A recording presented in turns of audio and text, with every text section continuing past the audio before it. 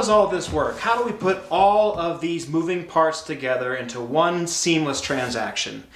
Well, this video features one of my favorite stories about a couple I worked with this year on a home sale that I call downsizing into a 55 plus community.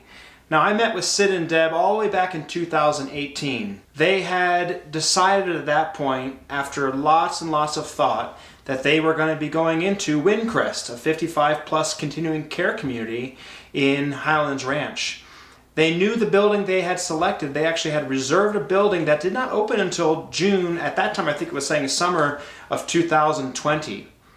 Here we were in 2018. They weren't moving until 2020. And their biggest obstacle was, well, we haven't sold a home in 42 years.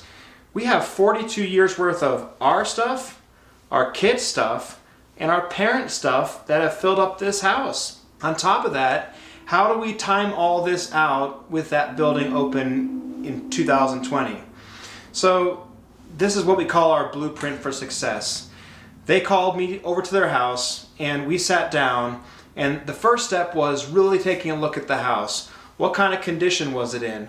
What things might be on the table to not only reciprocate a higher sale when we went to market, but to avoid any of those big pitfalls you might get into when the house is under contract. After all, prices in Denver have skyrocketed and buyers have high expectations. And when they go to inspection, sometimes something you can do before you go on the market can really make a big difference. So we talked about that. We also talked about cosmetic things. They had done a number of improvements throughout the house.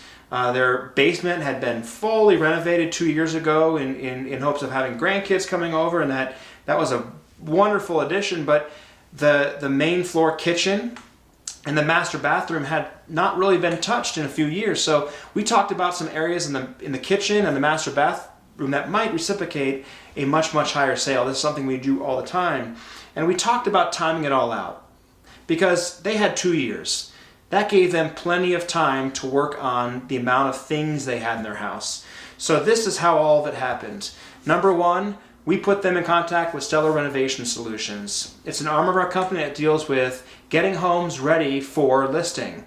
And we brought in the contractors, we secured estimates, and then we sat down with both Sid and Deb and talked about which of these items, prioritizing, which ones would make a big difference when we went to market, and when could we get some of those things done so that they might actually enjoy some of those improvements. Step two was getting them in contact with an estate sale liquidator. We recommend Googie Down estate liquidators. And the biggest step was getting them in the house. And they kind of determined that though they had some things that might reciprocate some value in an estate sale, really it wasn't going to be worth it for the sellers. And then we brought in Gone for Good a few times throughout the process. Gone for Good is our go-to recycling, reusing, and removal company. They really are a wonderful way of thinning out the stuff you're not going to keep, because after all, when you put that house on the market, you want it to look in its top condition. So late in 2019, they reached out to me and said, it looks like that building at Windcrest is opening up in June of 2020. We don't mind selling before that building's opening. In fact, we just want to reciprocate the best time in the market. So looking at those the real-time data that we were seeing there coming out of 2019, I recommended that we go on the market in early February to just absolutely maximize the lowest inventory. At that time, there was hardly anything on the market. We took care of some of those deferred maintenance items over 2019. They were able to enjoy all those things, and February 1st, Carolyn, our stager, came in. They were living there, and we worked with what they had left in the house, and we brought in staging items. Folks, why is this important? Staging is one of the single most important things you can do to not only secure a higher price, but better terms from a buyer. Buyers are under pressure when they go into a house. Housing prices are high. The price we had set on their house was one of the highest prices for that size home in their community.